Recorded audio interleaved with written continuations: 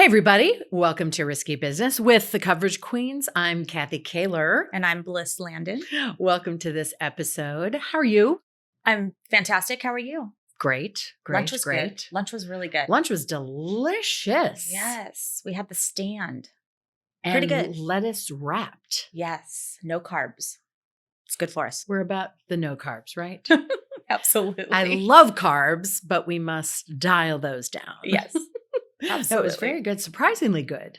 I know. You know, you are a very, very good cook and baker.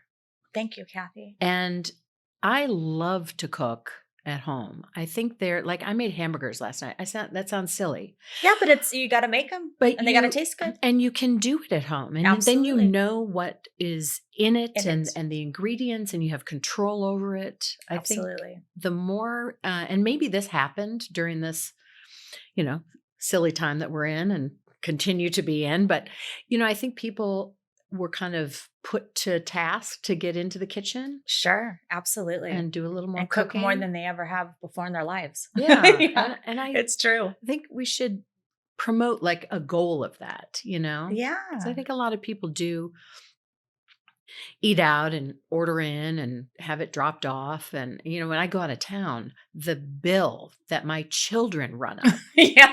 Like, are you kidding me? You The can't Postmates make and the a Uber meal? Eats. And I know. It's right? insane. Yes. So I again, exactly maybe we'll kind of figure out how we can talk about teaching kids different, just like a staple list of what you should know how to make. I love it. Yeah, absolutely. Well, speaking of kids, we were just, kind of chatting with our guest who is waiting online here. But she was, telling her kids, probably be quiet. We're starting to do a show. We still have to parent and do a lot of things as we continue to work and navigate our new businesses and how we do things. Mm-hmm. But I'm very, very interested in this guest that you are very familiar with, mm-hmm. you're friends with, you've had a lot of different engagements together that you'll share. But the topic is something that I've read about, I've heard about, but recently traveling, I've been kind of reminded on a PSA coming over in an announcement in the airport. And it's a little disturbing. Yeah. So really is. Mm-hmm. Without any more time, we want to welcome our guest, Sharon Ngai, is joining us today and right here on Risky Business. She is the founder of a nonprofit called Justice Speaks. Sharon, welcome to Risky Business. And I'm so grateful that you and Bliss know each other so that you can be here and shed some light on this topic that you're so passionate about. Ladies, thank you so much for having me on. I'm excited. Thank you for coming on. So I met Sharon through my husband, and Sharon and Jonathan are that's her husband. They're an amazing couple, and they do amazing things for the community. And they have a church or a prayer house, you could call it, like a House of David in mm-hmm. Hollywood. And they are advocates for, just bringing Hollywood to Christ. I mean, that's their main goal. And I think through that, they also got involved in the human traffic side of things. And because what's your connection to Thailand, Sharon? I mean, I'm kind of jumping ahead, but they have a school in Thailand for human trafficking and where they're doing amazing work there. But I don't know how you decided that that's where you were going to, base your school out of and start this charity. Yeah, well, actually, my story started in 2007 when out of nowhere, I had this dream. And I always share the story because this is really the starting point and the launch point for me to care about this issue called human trafficking. And in my dream, I saw two women who were women who it was very obvious they were being exploited, or they were dressed the part of women who were in prostitution. And they looked the part. They even had the smiles on their faces. And we always see that, right? People look at the women, look at the girls on the billboards, and they have the smiles, and we just assume that they enjoy what they're doing, they like what they're doing. But in my dream, I remember just zeroing in right into their hearts, and I saw immediately that they were so broken and they hated what they were doing, and they were so sad and so broken. And I woke up and I just thought to myself, wow, what was that? I don't even know what that was. It stunned my heart. It gripped my heart. And it was that week when I turned on the news and they began to talk about this issue called human trafficking. And as I was learning about it, this is back in 2007. I've never heard of this term. I've never heard of human trafficking. No one was really talking about it. And the news that I was receiving, it was mostly about what was going on overseas. And so I think my initial thought, and most people's thoughts, are always that it's happening in other places, in the third world countries. And it really is. It is rampant in many, many nations, but we forget that it's happening here in the United States. So, but my story did begin overseas because I did come to learn that it is happening so much. In Asia, in Thailand, for example, one of the countries that we first landed our feet in, and we started asking questions about, where is it happening? And we found out through friends, mutual friends, that they are doing work in Thailand. They invited us in, and it was in 2009 when we first brought our team to Thailand. So since that time, we've been going there every single year, minus COVID-19 year last year. But we've been bringing teams into Thailand since, and we've started projects, which Bliss here, you and your husband have been such great friends and supporters of. So we've been helping children who are at great risk of being trafficked in these regions where, they look for kids. And so we've started children's centers right there in areas where pedophiles are known to look for children. We've also started women's centers in the heart of red light district areas. And we have one running right now, and it's, reaching over 60, 70 women in one of these red light district areas. And then we also have partnered with a trade school in one of the rural parts of Thailand, and it is known for basically trafficking and funneling the girls in Thailand down to the sex trade because it is so poor. And many of these girls in the village areas are basically, they're trafficked. They're asked to go work in the big cities like Bangkok and Pattaya, and their mothers and their fathers basically send them down to work in these areas. And that's to make money for their families, right? That's how they bring money home. Mm-hmm. Yes. Oh. So the school that you mentioned up there that we've partnered with, we're actually giving hope to many of these teen girls because at 14 years old in Thailand, many of these girls are turned out into the sex trade because free education ends at 14 years old for Thai kids. And instead of, they prefer to send the sons to schools, and many of the girls end up working. So this is the age at 14, they're at great risk of being turned out into the sex industry. So we've caught a number of these girls before they're turned out into the sex trade. And we know they're at risk because their moms have worked in the sex trade, their sisters have worked in the sex trade, and it's expected of them to work in a sex trade. So that's the high risk category that we focused on. And we have actually given them an alternative to attending this trade school instead. It's a 3-year program where they pick up a trade, whether it's management, hotel management, accounting, different skills that they could pick up. And instead of going to the sex trade, they are actually picking up skills. And we've told their families that, this is really a better route for your family in the long run. It may not be the immediate cash that you guys are looking for, but in the long run, this is going to sustain your family way more, and it's better for your daughters. Sharon, I was going to say just on that, with something that is seeming so like a ritual, from a sister to a mother to probably her mother. How do you go about a conversation to convince them or to reveal to them that there is a better way? Like, yeah, what is that process? It is actually very difficult. You've asked a really good question because this has been going on for a number of decades. So this system of this perpetual cycle of sending your daughters into the sex trade is a very known thing at this time in Thailand. It is not a secret. Maybe 20 years ago, the traffickers came into the village towns and asked for their daughters, I'm going to give them a good job. And the parents didn't know where their daughters were going to go to. And they unknowingly sent them, hoping that it was for the best, for their daughters and for their families. But now at this point, many of them know. They know where their daughters are going to go. And, having a daughter in Thai culture is actually, they think it's very fortunate for them because money is coming their way.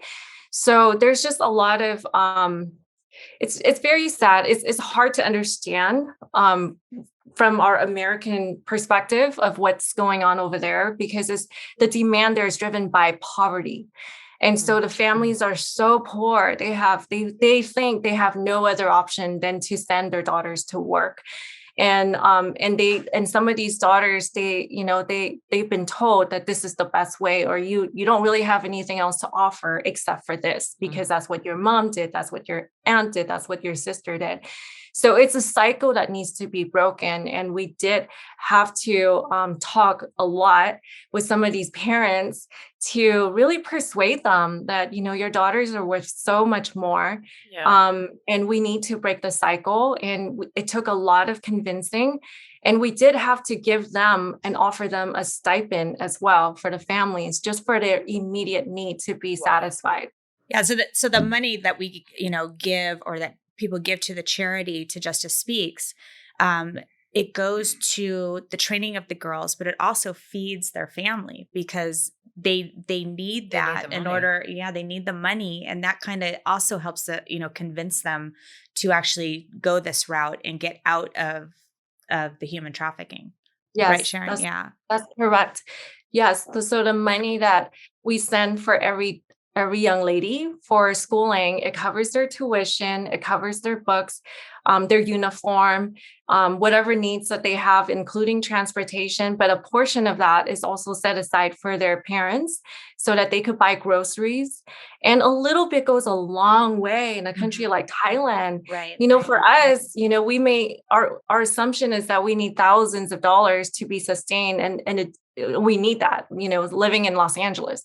But if you live in Thailand, you could buy a meal for just a couple dollars. Wow. A couple dollars can feed a whole family just, for a day.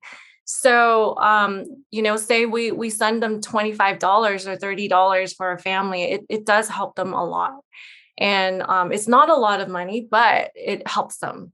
I remember, Sharon, you were going to visit, and I said, Sharon, what can I get you for the kids or whatever to bring with you? And she said they needed socks. Wow. So we just loaded up on some socks like that, like just the, something simplest that you probably take for granted, that you have a drawer full of socks. They don't even have one pair. How do you keep the girls safe and protected when they are in the program? Here you've convinced the family, you've convinced the young girl that this is another avenue. How do you keep them from being pursued? Yeah. So a lot of these girls, they understand what the sex trade is since they were 8 years old. Mm. So, we don't have these conversations with our daughters until they're young teens in America. But in a place like Thailand, when we go talk to the little kids in the classrooms, we have the prevention courses. The class may have 8, 9, 10-year-old girls, and we would ask them very specific questions. Have you been talked to about sex? They all raise their hands. Wow. And it comes down to the fact that many of them have already been abused, sexually abused, since they were little girls, and which just makes them very vulnerable into entering into the sex trade themselves. Same story as American girls as well. But for the ones over there, we've had the conversations, and they want so bad to go to school. They want to go to school. They don't want to go there. They, once they understand what is expected of them, they really don't want to go. I mean, it's just a matter of they had to satisfy their parents and make them happy. But when we talked to the parents and said, please let us send your daughters to the schools, and these girls, they're so excited to be in class. It's not like we have to convince some of our kids here, personally, my kids, like, school is good. There's so many kids in the world that don't have school, and they love school, and they so appreciate school. And these are the kind of girls that we're working with. And we have a mentoring program with them. So we keep track of how they're doing in class. And we also work with them on a weekly basis just to make sure they're doing well emotionally, mentally, and spiritually. That's awesome. Is there a sponsorship to, like, you can actually sponsor a particular girl and her family? Yeah, so we do a more of a general sponsorship because we don't want to release the face or the name of For the privacy. specific girl. There's just a lot of stigma and shame still attached to, being identified as a girl at risk. So we don't want to do that. And also, just to protect their privacy, we don't release their specific face and names to the sponsor. So it's more of a general sponsorship that we have people giving $75 a month. And it helps one girl at 14 years old, instead of going into the sex trade, they're sent into a trade school. And we're working on our first batch of girls, and they've now completed their second year, entering into their third year. After this year, they will graduate, and many of them already have dreams of going for further schooling, or they don't have anything in their minds about being a girl in prostitution at all, when That's it was awesome. once expected of them. Right. So we're changing lives one at a time. It really is going to change the culture, their families, the mindsets, and families, once their mindsets change, they're not going to be sending their daughters out. Right. And I remember, Sharon, I asked you also, because I know you've had friends that were tied to Thailand, but you also believed that it was kind of the epicenter of the world of where Thailand or where human trafficking was really taking place. Yes. So then that leads us to the US. It's definitely happening here.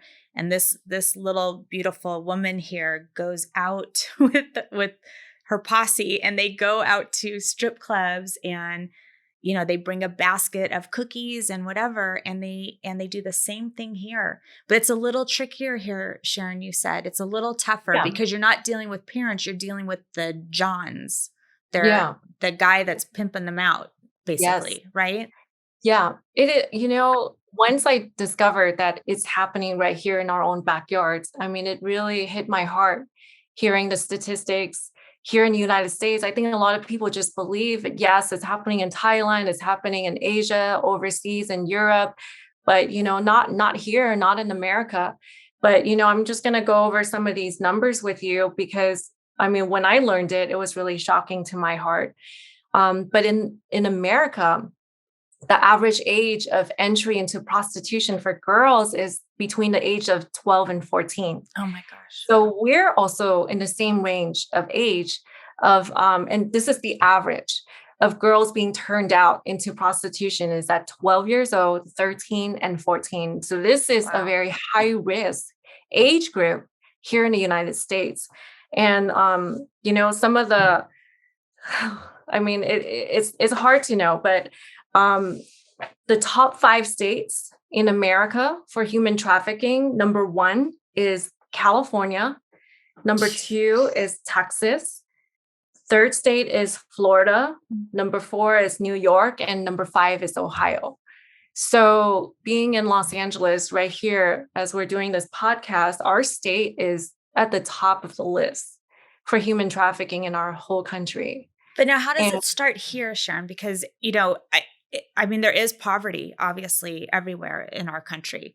But is it the same situation where the family's poor, so they let their daughters go out into prostitution to make money for their families? I don't think it's really the same here, right? I think there is, there is an element of poverty that drives it everywhere in the world. But I think in the United States, it's specifically more of a fatherlessness issue, and where girls are looking for love. And so, it could happen to anyone, of course. Like it could happen to the white girls, it could happen to Asian girls, it could happen to the African American, Latino girls. But for the most part, it is happening to children who have been in the foster care system, girls who have been in the entire welfare system. Like they're at a really high risk of being, um, they're very vulnerable to being preyed on by traffickers and pimps. So at 12, 13, 14 years old, some guy befriends a young lady, maybe it's online. And that's where our devices, our iPads, our computers come into play.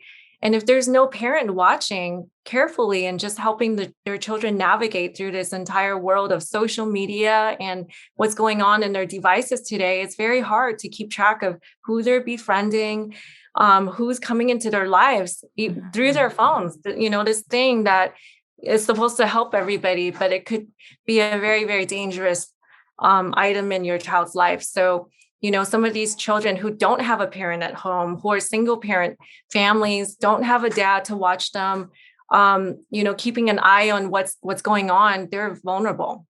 So I would say one of these things that we really need to keep track of as parents today is just, really having the conversation that this is happening. I think that's a big thing, is that this is happening in America and is happening with children at your age, and not waiting for these conversations till they're in high school, because it could be too late by then.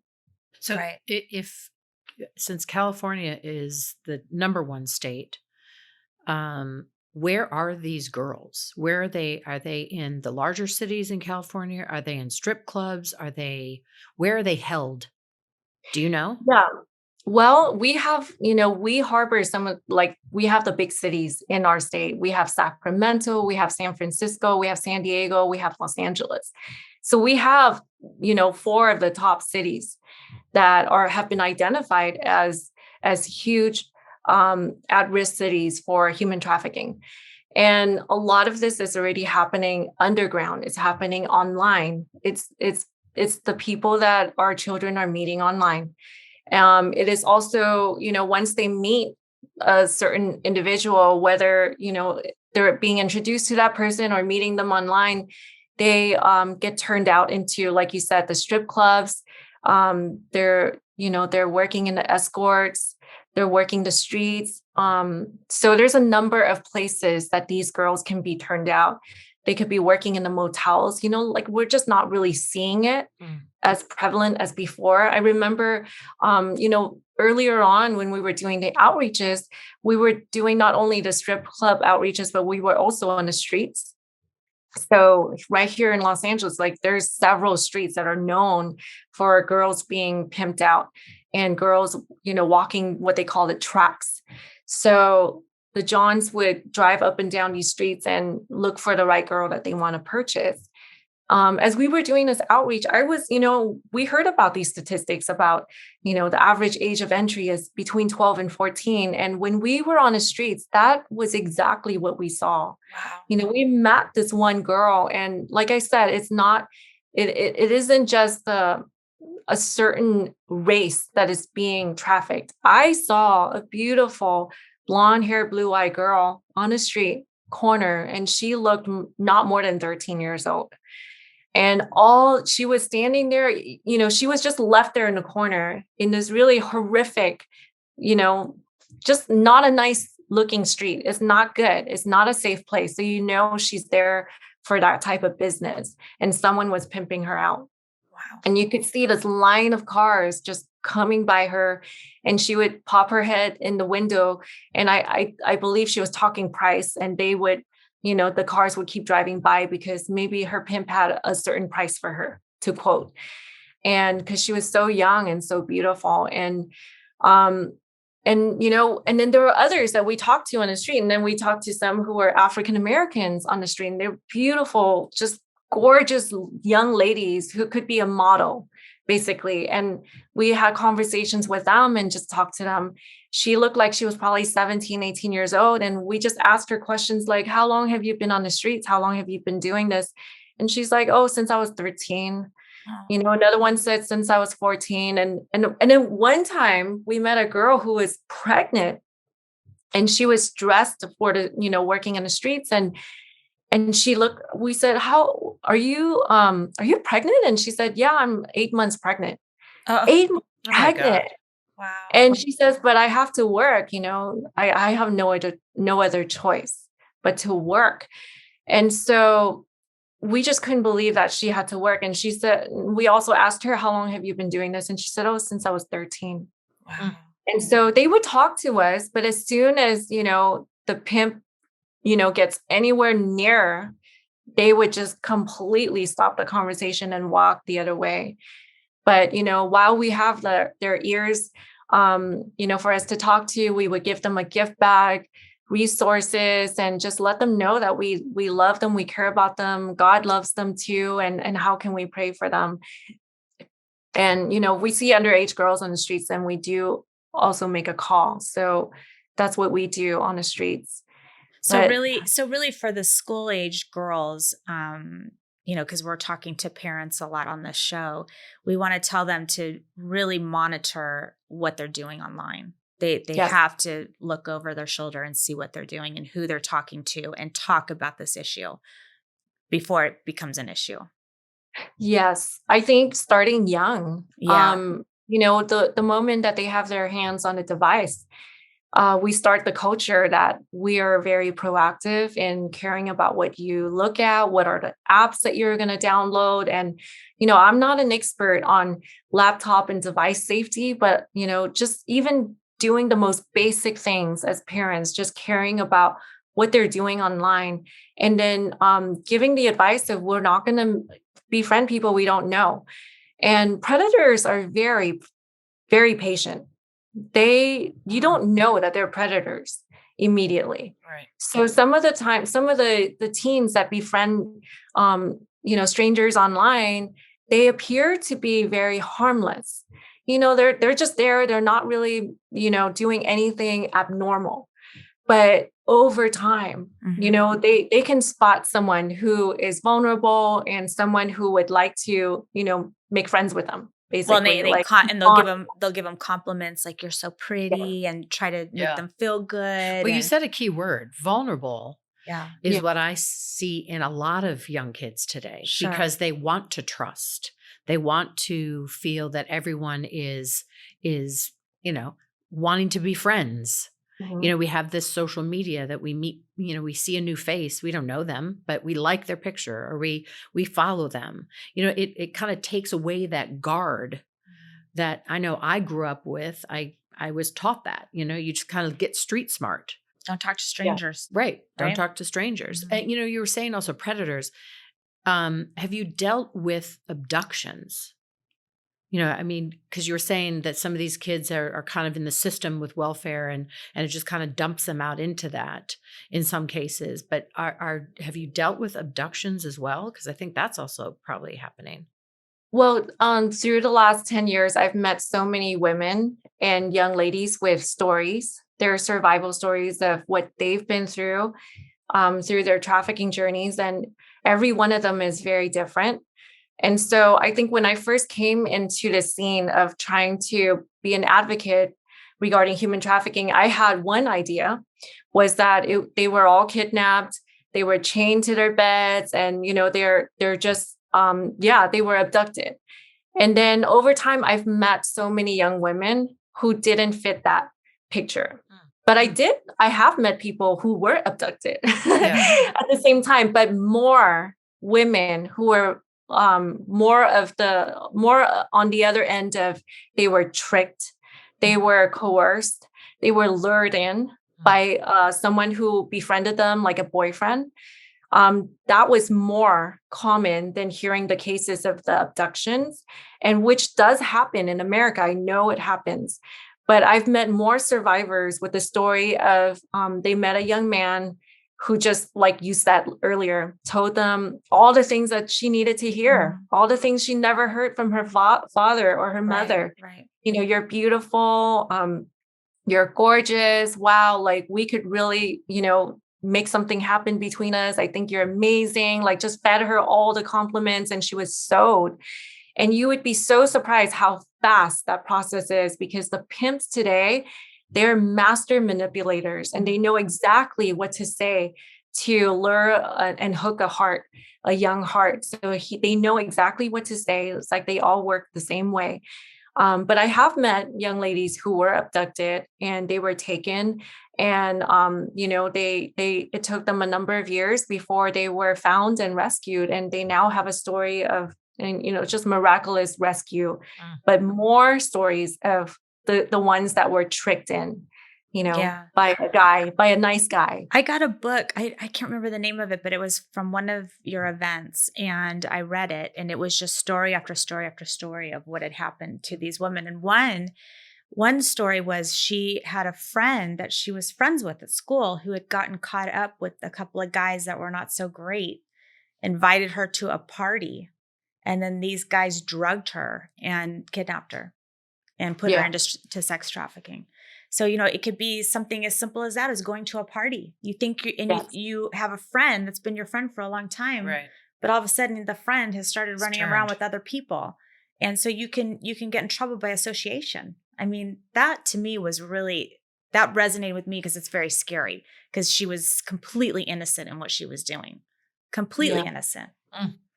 So it's just, you just have to, for me, I just try to, everything I read, I know you do this too, about what food you eat, where you go, who your friends are, what you're doing online. Just if you know about it, talk to your kids about it, right? You just have to have the conversation. And even though it's uncomfortable and you're not an expert, it's better to discuss it up front and talk about it. Yeah, at least they hear it. At least they hear it, and hopefully, they do the right thing when the decision is made to do something that might not work out so well. Well, it'll be on the radar. Yeah. So Justice Speaks is your nonprofit. Where can people go to get information, and what is the best kind of donation or partnership that you look for? Yeah. So Justice Speaks, we're online. Our website is very simple. It's just justicespeaks.org. And we have a number of ways where people could help us, whether they're interested in helping these young ladies get off the streets in Thailand of being turned out as girls in prostitution, sending them to schools instead. That's a $75 a month scholarship that many people feel like this is worth changing. This is something so simple I could do that could literally change a person's life. And so we have that. And, we don't, even if people can't give $75 a month, like even whatever they can give, it's helping, because we're also working with children in Nepal. I didn't mention that earlier, but we also have a center in Nepal. And this is probably one of the most transformational projects that we have ever done, working with these children who are so impoverished in the villages of Kathmandu. And, from something so small that we started literally just a year and a half ago has now blown up to over 600 children in the villages of Nepal. Like, I think this is probably one of the most amazing projects that we've ever done. And the reason why it is transformational is because we're touching the lives of them physically, emotionally, and also spiritually, and going into these villages where they've never even had toothpaste. They've never had toothbrushes. They've never even had a bar of soap, and bringing in ways for them to have hygienic products. And then talking to them about safety, because a lot of these kids are trafficked into India's sex trade. And that's a whole different Oh, yes, I've read about that too. Yeah, that's not good either. So from the villages of Kathmandu in Nepal, they are trafficked into India's notorious sex trade. And that's what we're trying to prevent.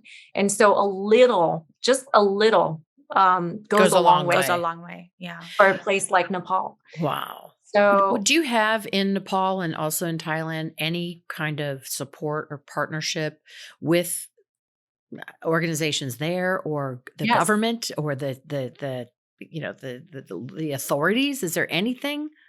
Yes, and that's the only way we could work and function. I mean, I'm here in the United States and we go back and forth to Thailand and Nepal several times a year, minus these COVID times.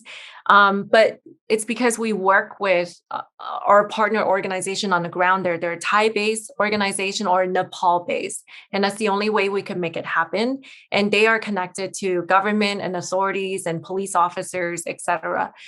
And so we work with people, we've worked with them for over a decade. So we trust them and we're like family. And several of the women who work in our team came out of the sex trade. Oh, So they have a wow. passion and compassion to prevent these kids from entering into a world where they came out of, and they love these children and they love the women with all their hearts.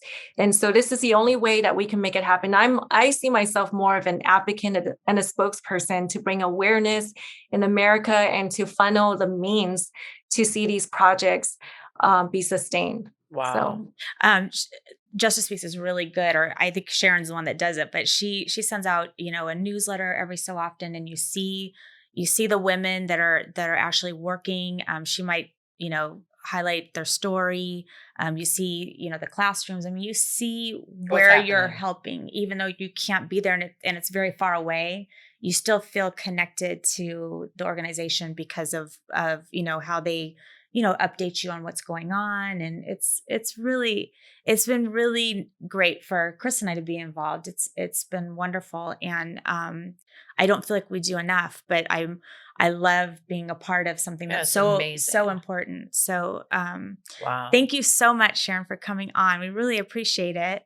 You've brought awareness to me and everyone who is going to hear this episode. And the more we can keep talking about it, I think the better. And please, please, please just get involved. It doesn't take a lot to really change a life. That's pretty awesome. Yeah. Yes. Thank you so much for having me on. And if you don't mind, can I just share a phone number for people, here in America? This is the hotline for the National Human Trafficking Hotline in America. It's 888-373-7888. So if you ever see a situation where in your heart, you just feel like, oh, that doesn't look right. I see a older gentleman with a younger child, or it just doesn't feel right.